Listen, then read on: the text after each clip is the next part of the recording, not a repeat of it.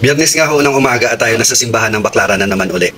At narito na rin lang naman tayo, huwag na natin kalimutang magpasalamat. Magpasalamat sa isang buong linggong gabay at tayo ay ligtas.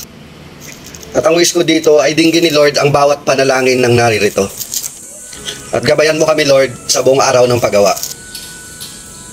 Bawat isa sa atin ay may kanya-kanyang hiling o panalangin.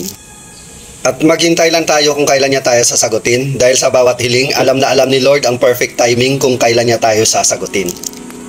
Huwag lang natin kalimutan humingi ng guidance kay Lord sa bawat gagawin natin. Dahil naniniwala ako na si Lord mismo ang mag-guide sa atin sa tamang landas na ating tatahakin. At tapos na nga ako manalangin at mag-iba na tayo ng kwento. Kwento ng aking bawat Biyernes kung bakit ako naririto.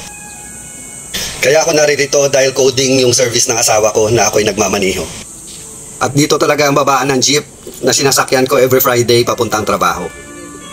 At talagang maaga akong umaalis sa amin para makapagbigay ng mahabang allowance para makadaan lang dito. Hindi ako dibotong Katoliko pero ako'y naniniwala na pag tayo nananalangin ng taimtim ay pakikinggan niya tayo. Bakit nga ba kinikwento ko ang pangyayari sa buhay ko?